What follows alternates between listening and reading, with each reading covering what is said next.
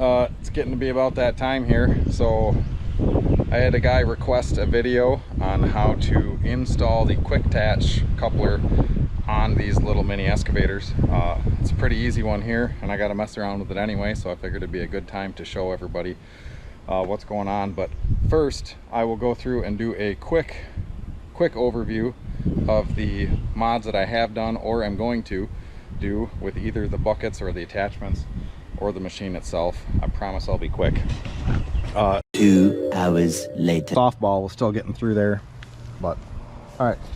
Without any further interruptions, I will get set up, put the factory bucket back on, and we will go over how to install the Quicktatch, plus another option that most people probably aren't going to do. All right, never fails. Get out a can of spray paint and it gets super windy, or turn the camera on and the wind doesn't stop. So hopefully there's not too much wind noise here, but anyway, we're back to square one. As it fresh off the boat, what you need to do now is to take your 14 millimeter, run out these retention pins. These pins will stay with this bucket. Now, if you want to switch to this attachment without the Quicktatch, you just have to pull these bolts out, or this pins, and then pull these bolts, which have a retaining piece of retaining ring on this side, and then it is a 32 millimeter socket from Pittsburgh here, does the job. So you could just get a 1/2 inch impact, boom, run them off, put them in, and you're good to go. But so you don't need a Quicktatch, but it sure is handy. Next, a brass punch, non-marring material would be ideal. Tap it in. You can use a pry bar, pry it out this way.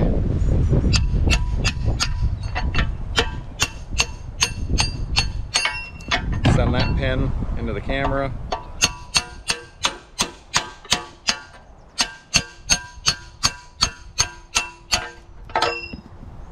Pinch your hand and your foot all at the same time.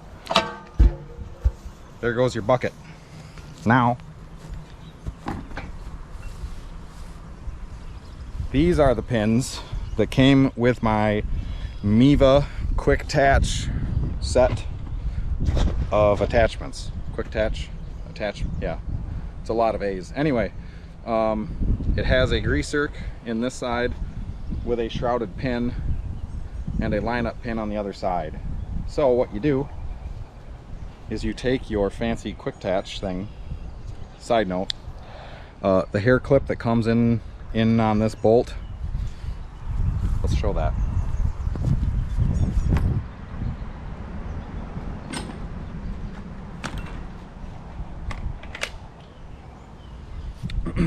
The hairpin that comes on this nut is rather weak, and you most likely will break it. So far, a shingle nail has found to be rather useful. That's the wrong way. It is just threads that run this jaw back and forth. Oy. Just like so. Pinching and unpinching.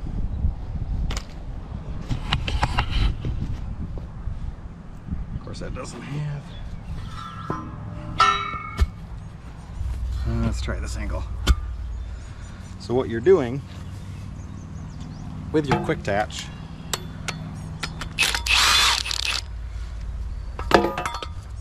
is you hook in on the solid cast side, rotate it up, and then you run your bolt in. And now it is retained, and it is all one unit. But that's when you break it, is when you run it in with your impact, and it snaps off that shear pin on the other side, which is now replaced with a roofing nail. Anyway, give you some elevation again. Here on the Quicktatch bracket are your lineup pins. Now, these pins came banged up from the factory, so I had to grind them and pound them in. what I would do is get your flap wheel on your grinder.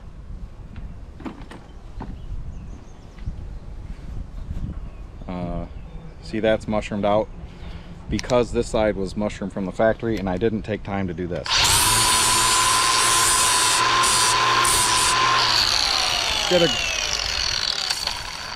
Put it on a bench, get it smooth. It should just slide in. Now you take your Quicktatch bracket with the cast piece facing the machine, the way that you're digging, because all your pull and all your shearing strength is going to be on this thick cast piece. You do not want it on this back adjuster bracket. So what I do, make sure you got your holes lined up here. That should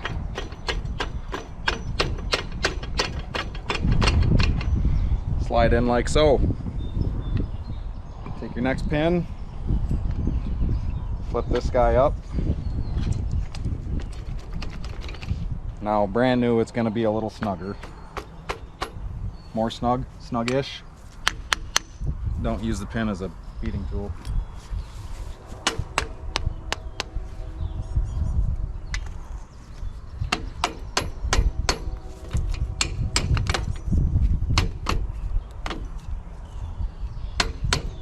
Come on.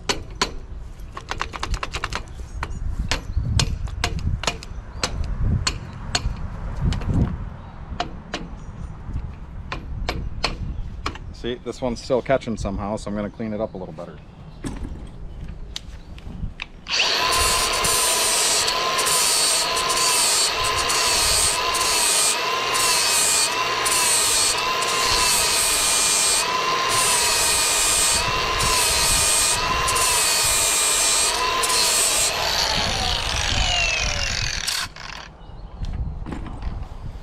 Here is one chamfered pin. Now, remember, there is nothing touching it out here. It doesn't matter how thin you make this wall. It doesn't matter how tapered within reason. It all grabs from here across. So it should just slide in.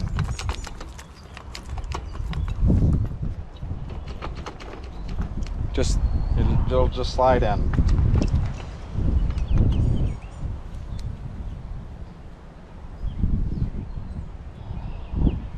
It would appear she's still a little proud there.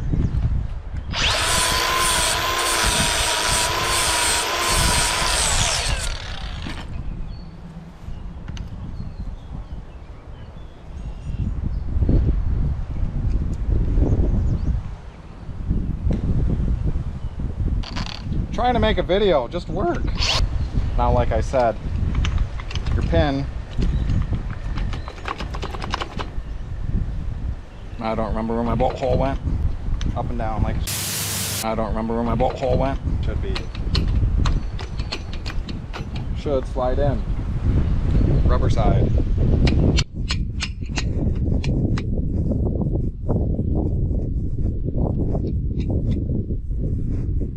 Now, take your handy pliers. See if you can see that with me here. Get your hole lined up like so. Tap that in.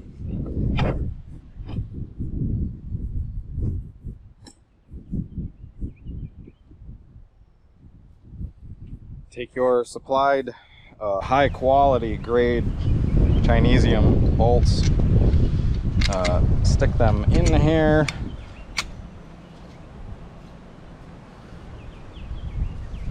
That one's probably cross-threaded. I'm on about my third set of bolts. First ones I couldn't get off or out of the pins that were just sitting on the pallet, and this one I tried using like a hammer. Now these are 13mm bolts.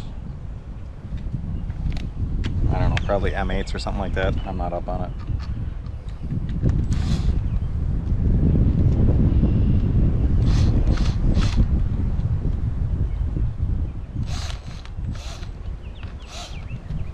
You want to make sure that you start it with the impact to strip them again.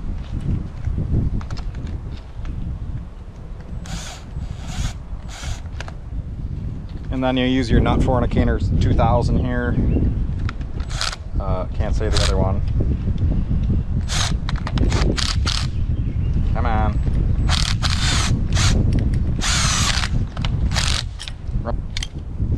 Now, you take your pins that are in the dirt, stick them back in your bucket, and run your little safety bolts back in there. And then you can choose from a plethora of attachments. I guess I'll stick the ripper on here because that's the easiest to do. One-handed, like so. Put that on. Snug her up. Milwaukee for the win. In case you are wondering, or those inquiring, you can, with the pins or with the Quicktatch,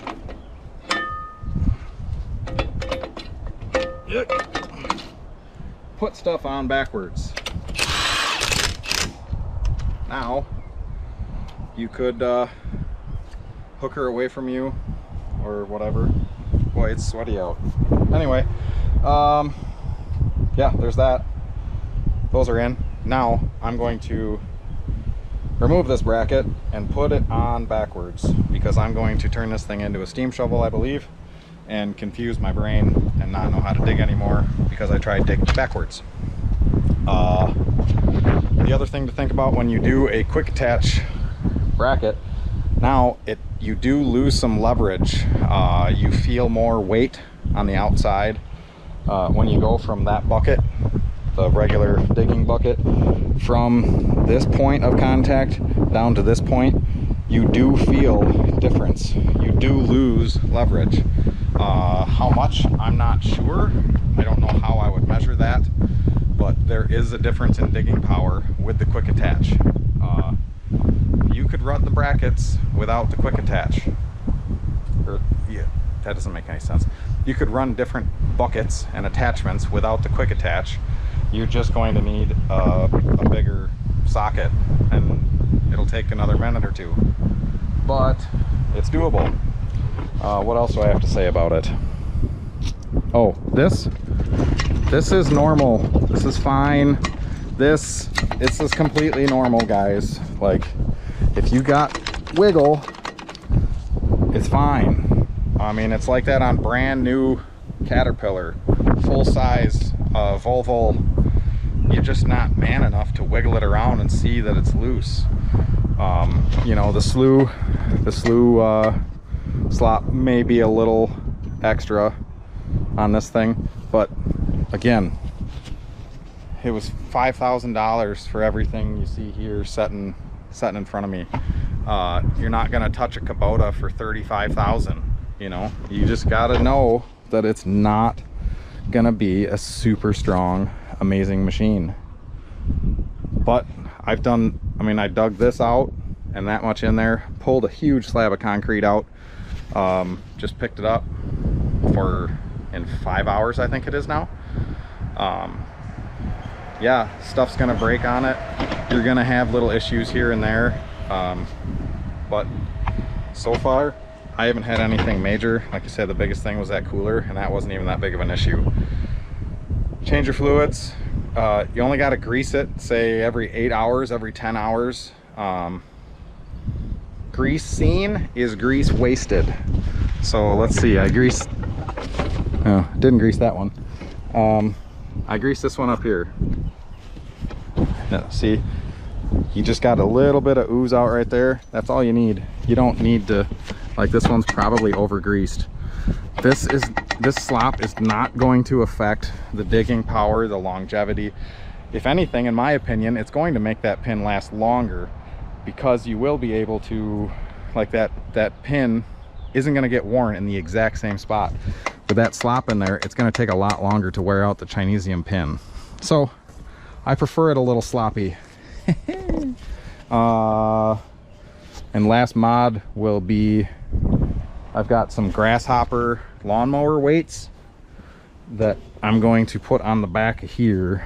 I'll poke some holes, probably make a semicircle to flat bracket quick, run some bolts in, add some counterweight.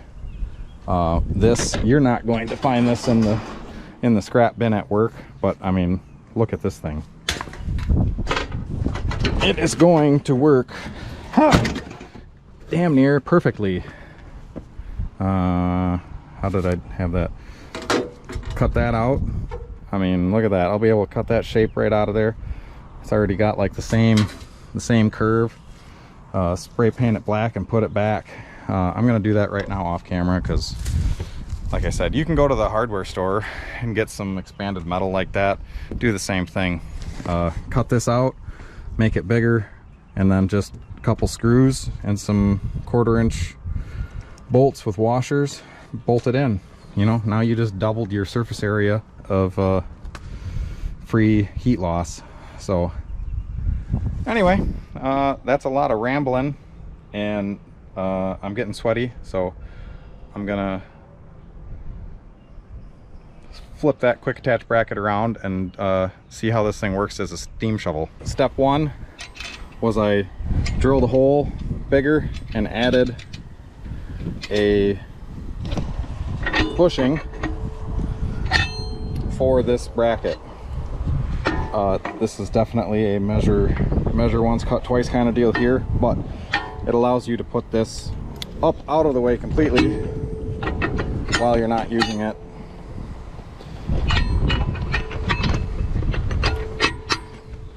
So that's that. I added this cross support here. Little less opportunity for tweaking. Just did it today, was switched to M6 by 1 thread metric straight style grease zerks. PT tool metric W54246. Just a simple straight zerk. I know. Yeah, but you're gonna catch that on a rock and it's gonna snap it off. You know what's worse than not snapping it off, or than is? Anyway, if you snap it off, you just put a screwdriver in there, tap it in, turn it out. They're pipe thread, they come out pretty easy. They really don't break that often. And now you can grease it with the same grease gun and you don't have to horse around. Going up the boom here, I did get some new ones of these for the post hole digger. I tried the post hole digger to dig holes for the trees I just planted. It worked. It's kind of clumsy, but it dug a hole a hell of a lot faster than I could do with one by hand, so I'll give that thing a win. Next mod was turned up the pressure without a gauge. I converted this to foot drive down here. I still need to take some slop out of this one. Shorten these sticks up, so this is your auxiliary now, and this is your blade. Next one is this little guy. It has an hour meter, a time, a current engine crank temp, or not crank case temperature. You can set it for job hours. You can adjust it for your total hours. There's just a little spark plug here, a little wire wrapped around the spark plug. And then this here is the temperature sensor. I just took a bolt out of the case cover, added a washer and ran that back in there tight. Fixed some of the wires for the pilot control safety disconnect. And the most controversial mod that I've ever done on anything is I added this muffler on the outside of the engine compartment. I feel it helped. You know, less heat in here. The muffler traps air, traps heat. One guy told me that I was going to snuff out the engine by putting this on here.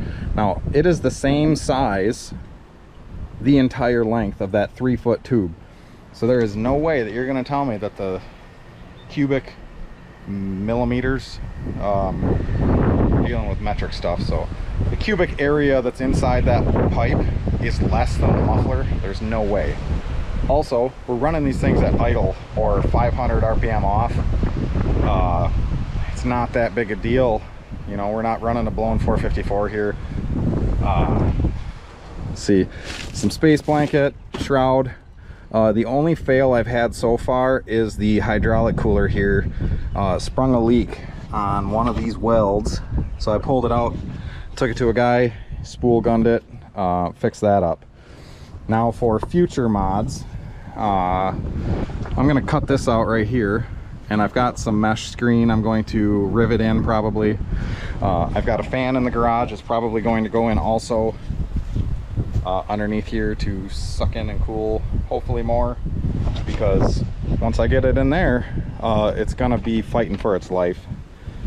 And speaking of fighting for its life, hopefully it won't be me, because I'm going to take a 4-inch round duct elbow, put it on here, run up some flex pipe to something, and then run a boat bilge air blower motor and try and dryer duct that outside of underneath the house.